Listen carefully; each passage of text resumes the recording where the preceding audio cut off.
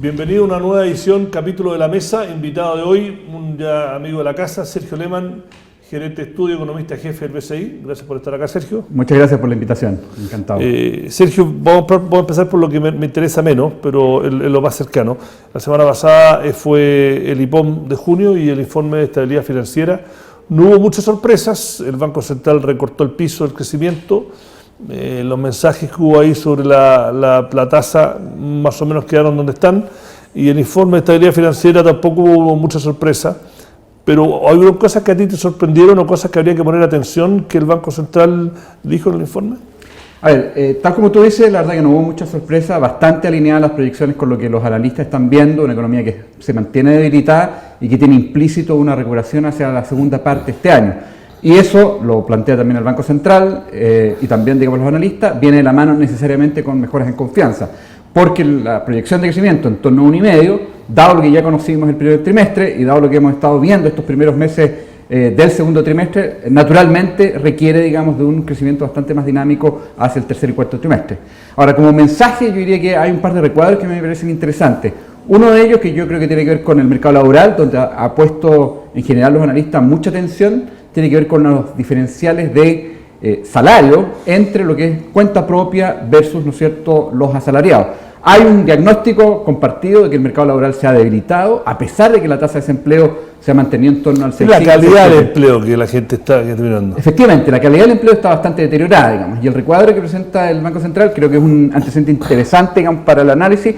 Muestra que, dado que primero los cuentapropias trabajan menos que los asalariados, eso hay un diagnóstico, digamos, a partir de microdatos que trabaja el Banco Central, más o menos 30 horas al día un cuenta propia versus 40, 45 un asalariado, y segundo, reciben una renta algo más baja, y en total, tomando en consideración, por hora, en total, tomando en consideración estos dos factores, más o menos el cuenta propia tiene una renta que está aproximadamente 40% por debajo de un asalariado. Por lo tanto, cuando hemos visto que los asalariados han caído y los cuentapropios han subido, en realidad la masa salarial, esto es, salario por empleo total, claramente ha venido deteriorándose. Y eso explica también por qué la economía, particularmente la demanda interna, muestra un debilitamiento sostenido durante los últimos trimestres. ¿Ustedes ven eso como una cosa que hay que prestar atención, o lo ven como que es un rezago de lo débil que estaba la economía? O sea, ¿esto es un antecedente que refleja lo que ya pasó, o es un antecedente que es una alerta a lo que podría pasar? O sea, yo creo que primero refleja claramente lo que ha sucedido, y también, tomando un poco tu comentario, yo creo que es una alerta, porque necesariamente la recuperación de la actividad hacia adelante, un consumo mucho más fortalecido, requiere que se vaya también de alguna manera estabilizando el mercado laboral. Yo creo que eso debería ocurrir, digamos, es nuestro escenario base. Yo creo que el consumo efectivamente debería mostrar alguna señal algo más positiva, particularmente el consumo de bienes no durables, bienes habituales, que ha tenido de hecho una caída en el margen versus durables que han estado subiendo.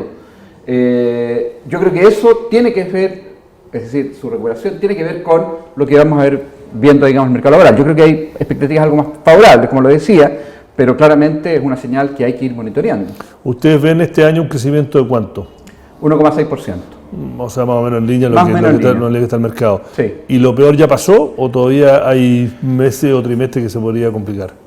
Yo creo que como escenario base, yo creo que efectivamente lo peor ya pasó y debería ser algo mejor el rendimiento de la economía hacia adelante, pero uno no puede descartar escenarios más negativos, es decir, por ejemplo, que la confianza no se recupere. Como decía, esta mirada algo más positiva hacia adelante tiene que ver con las menores incertidumbres, la confianza, la expectativa es algo más fortalecida, pero si eso no ocurre, claramente vamos a seguir marcando el paso y por lo tanto en realidad vamos a seguir en este piso bastante debilitado.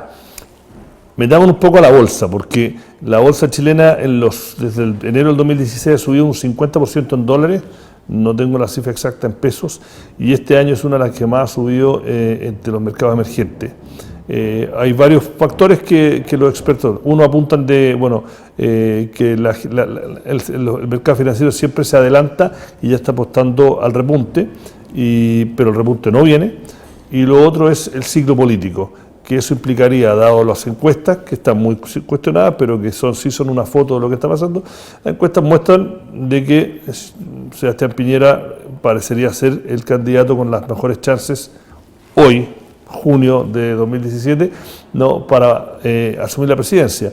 Pero hace 6 meses todo el mundo decía es Lagos Piñera, eso se desvaneció. En febrero todos los bancos de inversión decían es Guille Piñera, y ahora Beatriz Sánchez le está haciendo unos puntos, y no sería una sorpresa que fuese Beatriz Sánchez Piñera en segunda vuelta, y Piñera tiene un techo. Entonces me refiero, tiene lógica, porque el mercado financiero siempre dice no, es mucho más vivo, se adelanta 6 meses, no, están siendo demasiado optimistas de que este cambio de confianza y el repunte económico va a reflejarse en mejores utilidades, y por eso que las acciones están subiendo.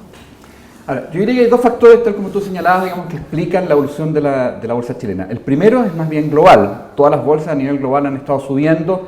En el mundo desarrollado, en Estados Unidos también las bolsas están en récord histórico. ¿Verdad? En Europa también hemos visto un repunte que tiene que ver con la actividad en Europa algo más favorable.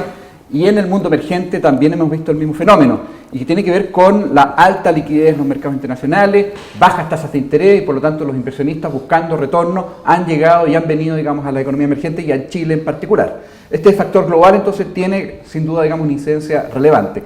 Y el segundo factor, como tú bien dices, digamos, tiene que ver con las expectativas. La bolsa efectivamente es un buen indicador de qué está esperando al menos el mercado financiero en materia de actividad económica, y en general tiende efectivamente a adelantar lo que en materia económica al menos el mercado anticipa.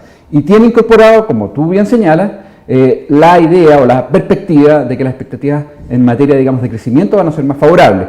Y necesariamente eso viene cruzado con que, ¿no es cierto?, el próximo gobierno tenga un foco claro, nítido, contundente, digamos, en materia de crecimiento e inversión, que ha sido claramente, digamos, la variable más negativa, más debilitada, digamos, durante los últimos años. En la medida que eso, efectivamente esas expectativas se vayan fortaleciendo, van a validar, digamos, ese nivel para la bolsa chilena, pero en la medida que efectivamente aparezcan, digamos, ruidos que impliquen o apunten a que no necesariamente esa va a ser la mirada, digamos, del próximo gobierno, claramente esto podría generar, digamos, algún ajuste en la bolsa. Ustedes, cuando empiezan a analizar ya el segundo semestre del próximo año y tienen que factorizar el tema de las confianzas y el tema de política, más allá de que si hacen un análisis de quién es el más probable ganador o ganadora, hay políticas dentro de los candidatos que se están discutiendo ahora que a ustedes les hace ruido positivo o negativo, ya sea en tema pensiones, en tema tributario, en tema laboral, en tema productividad, etcétera? A ver, yo creo, como decía, digamos, que el foco del próximo gobierno tiene que estar en crecimiento, y en ese sentido creo que todas las políticas que apunten en esa dirección apoyan, digamos, esta visión. Creo que desde nuestro punto de vista una simplificación de lo que fue la reforma tributaria es clave, y yo creo que en ese sentido me parece que es correcto apuntar, por ejemplo, digamos, a que se simplifique moviéndonos hacia un sistema completamente integrado. Creo que eso sería, digamos, una mirada favorable. Creo que eso traería o llevaría, digamos, mejor expectativa, y por lo tanto creo que esa línea a nosotros por lo menos nos hace sentido. Ahora, al mismo tiempo hay que cuidar, y eso creo que es importante dejarlo claro, digamos, de que apuntar hacia un balance estructural también es clave, digamos, y creo que en ese sentido un equilibrio en el balance estructural, digamos, como eje para la política fiscal hacia adelante. Y creo que en ese sentido lo que planteen los candidatos en esa materia a mí me parece también que es fundamental, digamos, el compromiso, la responsabilidad fiscal que ha habido en Chile durante las últimas décadas, creo que es importante, digamos, que se sostenga hacia adelante. En materia de pensiones, creo que es importante que aquí se camine buscando el consenso, y en ese sentido, al menos mi percepción es que claramente eso todavía no se alcanza para nada, digamos. Yo creo que hay algunos aspectos de la reforma de pensiones donde creo que hay una mirada común, digamos. Primero, que hay que elevar la tasa de cotización, probablemente llevarla al 15%, parece un número razonable, de manera tal de que efectivamente las tasas de reemplazo, esto es, pensiones versus renta, se alinean más o menos con lo que son los estándares internacionales. En Chile la tasa de reemplazo en torno al 40%, entre 35 y 40%, y el resto del mundo, y eso incluye desarrollados como emergentes, es más o menos 60%. Por lo tanto, efectivamente, 5 puntos más de tasa de cotización apunta o contribuiría, digamos, a esa línea. Sin embargo, donde hay más controversia, naturalmente, es primero quién lo administra, y segundo, cómo uno fortalece el pilar solidario. Y yo creo que en esa línea creo que no es correcto, digamos, o no es eficiente desde el punto de vista económico tomar, digamos, los recursos que se capturan a través de la tasa de cotización. Creo que la manera correcta es a través de el presupuesto general de la nación, porque de esa manera no se produce distorsión en el mercado laboral. Entonces creo que también propuestas que no vayan necesariamente en esa línea, creo que pueden tener un costo desde el punto de vista del empleo, que es una variable clave, ya lo comentamos digamos al comienzo, en términos, ¿no es cierto?, del impacto que produce, por ejemplo, en la demanda interna y en el consumo. Pero también tiene una arista política de que la reforma, yo te refiero al 5 puntos, si es que se usa esa parte para un fondo de reparto, de legitimizar y darle también una estabilidad al sistema dentro de los cambios. Porque también técnicamente la propuesta tiene flanco, que tú apuntas a uno, pero también tiene que tener, y el ministro Hacienda lo ha dicho, un elemento político que es reflejar lo que hay en la sociedad ahora y esa búsqueda, y es donde cae. ¿Ustedes le dan valor a eso? O sea, no sé si la palabra es valor, pero ¿te parece que es un argumento válido? Efectivamente, el ministro de Hacienda ha dicho que de manera de legitimar, digamos, la propuesta, digamos, esta idea o esta línea, digamos, de usar un porcentaje para el pilar solidario. Pero creo que la manera de legitimar, digamos, el sistema actual más bien debería apuntar hacia, y eso creo que ha estado muy fuera de la discusión, hacia cuáles han sido los impactos macroeconómicos, si uno quisiera mirar esa arista de las pensiones, digamos, en el desarrollo económico de Chile durante las últimas décadas. Y en ese aspecto creo que es bastante contundente y basta mirar los números, digamos, un poquito hacia atrás.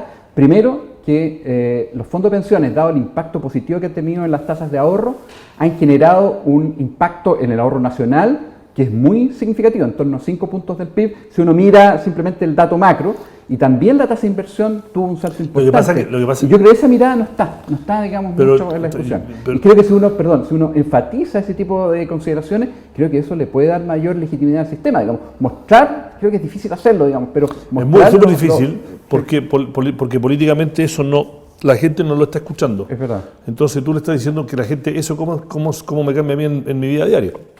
Y en la vida diaria mucha gente, es un argumento que yo no comparto, pero un argumento que si tú no eres muy técnico, te parece súper lógico.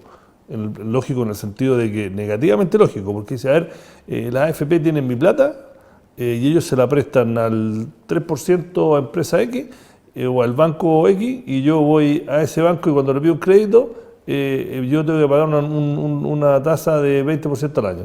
Ojalá. Ahora, tú eres economista y trabajas en un banco, yo sé que hay un montón de factores por qué esa es la respuesta, pero cuando uno se pone a explicarlos técnicamente también, la lógica de la persona común que está recibiendo malas pensiones, porque el sistema actual, con todas las cosas positivas, arroja malas pensiones. Eso es indudable. ¿No? Entonces esa persona dice, bueno, a mí no me importa eso, esta cuestión del PIB, a mí no me afecta, yo tengo una pensión que es penca, y cuando voy a pedirle prestado plata al banco, porque no me alcanza, estoy pagando el 20-30%, y si eres uno marginal, la tasa máxima está, no me acuerdo, 30 y pico creo que es la tasa máxima. Entonces, es difícil convencer a alguien con el argumento que estás haciendo tú, que no es inválido, pero es políticamente a eso voy. Sí, estoy totalmente de acuerdo. Es difícil, digamos, pero de todas maneras yo creo que hay que hacer el esfuerzo. Hay otra variable que yo creo que sí, probablemente las personas lo sienten o lo han percibido, que tiene que ver, por ejemplo, con los créditos hipotecarios. En Chile, si no mal recuerdo, digamos, las cifras de propietarios en materia de vivienda es más o menos 70%, 60-70%, que no existe en economía emergente indicadores de esa magnitud, ni tampoco en el mundo desarrollado. Y en gran medida eso tiene que ver con el desarrollo del sistema o el mercado de renta fija, que tiene un componente asociado, digamos, al rol que han jugado las AFP. Por lo tanto, creo que esa arista, desarrollo del mercado financiero, desarrollo de instrumentos de renta fija, especialmente a plazos medios y largos, creo que también es un elemento que ha sido importante. Yo creo que ese tipo de antecedentes, a mí al menos me parece legítimo, digamos, ponerlo sobre la mesa de manera de ir tratando de al menos mostrar cuál ha sido, de alguna manera, el impacto del sistema de pensiones, digamos, en otras aristas que creo que son también importantes para validar, digamos, el sistema. En las propuestas no han habido muchas cosas específicas. La OECD sugirió recientemente, en los últimos 10 días, de que Chile tiene espacio para subir el impuesto inmobiliario, y uno más que ahora se me olvida, ¿no? Y Sebastián Piñera ha dicho que le haría cambios al sistema tributario, pero no dio mucho detalle. Y el otro día una de las candidatas, la candidata Beatriz Sánchez, en una entrevista habló de algunas de sus propuestas y ante la pregunta de si esto no le preocupaba que esto podría afectar el crecimiento, y ella, en su respuesta creo que fue, lo estoy parafraseando, pero fue más o menos, sí, pero si crecemos menos los más afectados van a ser los ricos, entonces no va a tener tanto impacto en las clases más. Ese tipo de comentarios te hace ruido porque... No, hace ruido claramente. Digamos, el crecimiento naturalmente es la principal fuente para ingresos del fisco y por lo tanto para, por ejemplo, financiar programas sociales. Y también tiene un impacto directo sobre el mercado laboral, digamos, sobre la capacidad que tengan las personas para poder trabajar, digamos, y poder sustentar, digamos, sus gastos. Creo que ese tipo de argumentos creo que efectivamente hacen mucho ruido, dan cuenta de un desconocimiento en materia económica gravísimo, o grave, digamos. La hermana es colega tuya, ¿no? Ella pertenece efectivamente al directorio del banco, la hermana de ella. Pero claramente, de todas maneras, ese tipo de planteamientos creo que hacen harto ruido. Estoy de acuerdo con que es necesario, a lo mejor, subir, tal vez, digamos, algunos impuestos, no lo tengo muy claro, digamos. La OECD habla particularmente, digamos, de las contribuciones, como tú bien señalabas. No estoy seguro, digamos, pero yo creo que lo importante en este sentido, en esta materia, es cuidar, desde el punto de vista tributario, que la competitividad de Chile, digamos, no se vea mermada, digamos, porque si tú subes los impuestos de manera absolutamente fuera de parámetros o normas globales, claramente tú tienes un impacto en competitividad, y eso creo que es relevante pensarlo hoy día, entendiendo, por ejemplo, que en Estados Unidos, veremos qué pasa, digamos, pero sí hay una propuesta, ¿no es cierto?, de Trump, digamos, de bajar el impuesto a las empresas. En Europa también hay señales en la misma dirección. Macron, digamos, en Francia tiene dentro de sus postulados bajar el impuesto, digamos, a las empresas, y creo que eso efectivamente puede hacer ruido en la medida que quedemos un poquito desalineados en torno a lo que estamos viendo en los mercados internacionales. Igual la tasa efectiva es diferente a la tasa nominal, porque la tasa efectiva que pagan las empresas termina siendo todavía en Chile bastante baja, no la tasa efectiva en general comparado con otros países del OCDE. Vamos a lo que está pasando internacionalmente. Empecemos por el tema de la elección en Gran Bretaña, que tiene a la libra bajo presión. La primera ministra Theresa May bajo las cuerdas, para cuando salga al aire este programa capaz que haya renunciado, hay presión para que renuncie. Ella empezó la campaña hace 6 semanas, 20 puntos de ventaja, y quería un mandato duro para poder ir a negociar, que en 10 días empieza la negociación con la Unión Europea con términos duros y tener un mandato, y resulta que ese mandato lo pierde. Hay varios factores, uno sería el Brexit, pero Chile no hace mucho negocio con Gran Bretaña, pero en general le hace ruido, tiene impacto macro, o es una cosa muy localizada. A ver, yo creo que, como tú bien dices, al final a Theresa May el tiro le salió por la culata, digamos. Pensaba, digamos, fortalecer su posicionamiento político, digamos, en Gran Bretaña y dar mayor fuerza, digamos, al Brexit, y claramente este resultado de alguna manera le da o la debilita, digamos, desde el punto de vista de su liderazgo. Yo creo que lo que vamos a ir viendo en Gran Bretaña es mayor ruido. Probablemente el Brexit va a ser más doloroso, más costoso desde el punto de vista político. Yo creo que no debería tener un impacto muy relevante esta situación a nivel global. Yo creo que hoy día está bien internalizado o en algún grado el hecho de que Reino Unido se va a retirar de la Unión Europea. La pregunta es cómo y cuándo, digamos. Desde el punto de vista de Europa, y eso tal vez también tiene un impacto más global, lo más deseable es claramente que esto sea, ojalá, costoso para el Reino Unido. Desde el punto de vista, ¿no es cierto?, de las señales que pudiese dar o que entregaría al resto de los miembros de la Unión Europea. Creo que, en cierto sentido, pérdida de liderazgo de May, digamos, y probablemente el hecho de que sea más difícil, yo creo que va a ser más ruidoso y más costoso, digamos, el Brexit, digamos. ¿Hay otro análisis? Por lo tanto, a lo mejor es difícil, digamos, al final poner la balanza que pesa más, digamos. Yo lo veo desde el punto de vista de lo que lo hemos hablado en varios programas del mostrador, siguiendo un poco el argumento que hace Ian Bremmer, que este analista geopolítico, que es asesor, estuvo en Chile hace un par de semanas, y él es asesor de los grandes bancos, las grandes empresas, un ex agente espía, no creo que trabaja en la CIA, pero tiene Uresia, que se dedica a hacer análisis geopolíticos para empresas y bancos y gobiernos. Y bueno, él dijo a principio de año, él se ganó fama porque predijo lo que iba a pasar con Putin en Rusia, predijo Brexit, predijo Trump, y él, a pesar de que no le gusta ninguna de esas cosas, pero dijo esa es la realidad, es que él dice que el mundo está en una recesión geopolítica no vista desde el año 1941, ¿no? Y que los actores económicos e inversionistas no lo han sopesado suficientemente. Y esto vendría a ser otro ejemplo de que, ¿no?, de que las encuestas, todo el mundo político, incluyendo Chile en su propia versión, está todo muy líquido, difícil, ¿no? Está todo muy volátil. Efectivamente, Pero concuerdo con eso. Hay algunos indicadores que muestran que hoy día el riesgo político global, hay distintos indicadores que se recogen a partir de cómo van leyendo en la temperatura, en la prensa o en otros tipos de medios de información, que el riesgo político hoy día a nivel global está en niveles altos, digamos. Yo por lo menos tengo referencia, digamos, de un indicador que tiene una lectura de los últimos 20 años más o menos y hoy día está en niveles que no se habían visto antes, digamos, y que de alguna manera reflejan un poco lo que tú señalas. Yo creo que hoy día, esa es mi percepción, también estamos frente, digamos, a una déficit, digamos, de liderazgo global. Yo creo que un poco está siendo reflejado en estos indicadores el hecho que no hay probablemente un lineamiento claro, consensuado, con líderes fuertes, digamos, que estén encauzando, llevando, ya sea la política o la economía, digamos, en la dirección que probablemente permitiría mayor desarrollo, permitiría, digamos, fortalecer probablemente la economía global, digamos, el comercio, etcétera. Yo creo que es un poco lo que estamos viendo a partir de distintos liderazgos que reflejan un poco que no han aparecido figuras con la fuerza necesaria para poder llevar o encauzar la economía global en la dirección correcta. Macron parece que en las elecciones parlamentarias va a arrasar, dicen. Parece, y está diciendo las palabras, está diciendo lo que está diciendo, cosas cuerdas, ¿no? Y sí, parece que tiene el apoyo de Merkel. Sí. Bueno, siempre entretenido, se acabó el tiempo, así que Sergio Lehmann, gerente de estudio, jefe de estudio, economista jefe y gerente de estudio del BCI, nuevamente gracias por estar acá, será hasta la próxima. Y este ha sido un nuevo capítulo de La Mesa, síganos por las redes sociales y será hasta la próxima. Muchas gracias. Hasta luego.